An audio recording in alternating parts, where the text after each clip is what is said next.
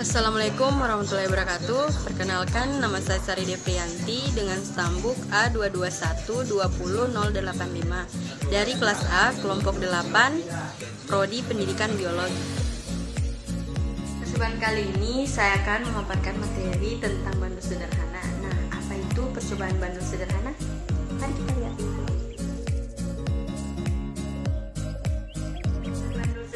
Biasanya ayunan yang digunakan adalah ayunan yang dibuat dengan sedemikian rupa, dengan bebannya berupa bandul atau pendulum. Kemudian digantungkan pada statif pada seutas tali atau benang yang ringan.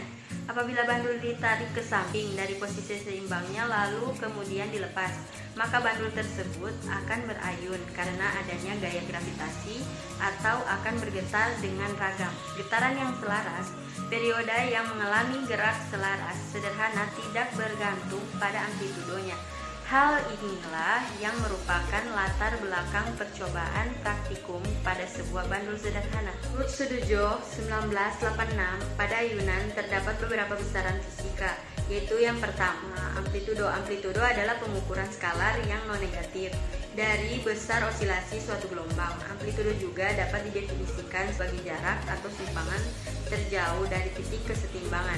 Dalam suatu gelombang, simpangan adalah jarak antara kedudukan benda yang bergetar pada suatu saat sampai kembali pada kedudukan seimbangnya.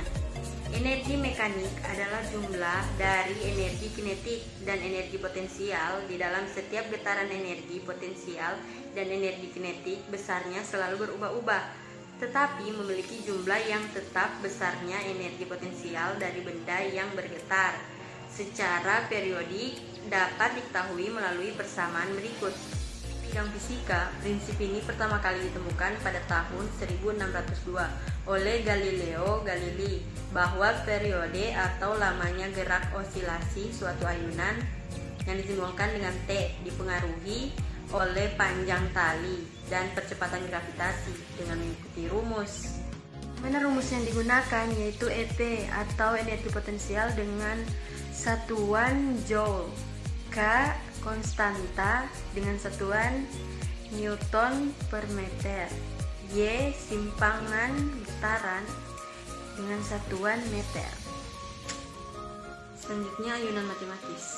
Ayunan matematis merupakan suatu partikel massa yang bergantung pada suatu titik tetap pada seutas tali, di mana massa tali dapat diabaikan dan tali tidak dapat bertambah panjang.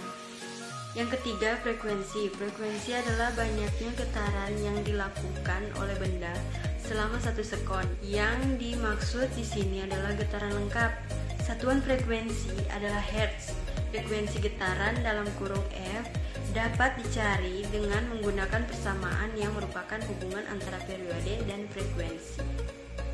Ada pula fungsi alat dan bahan yang digunakan, yaitu seperti mistar. Mistar berfungsi sebagai alat ukur panjang sebuah tali. Yang kedua, stopwatch. Stopwatch berfungsi untuk menghitung periodunan yang diperlukan benda untuk melakukan satu getaran. Yang ketiga, statif. Statif berfungsi untuk menggantungkan suatu benda. Ada pula bahannya berfungsi, yaitu yang pertama beban. Beban berfungsi sebagai pemberat dalam bandul. Yang kedua, benang. Benang berfungsi sebagai pengikat berat beban. Sekian dari saya. Wassalamualaikum warahmatullahi wabarakatuh.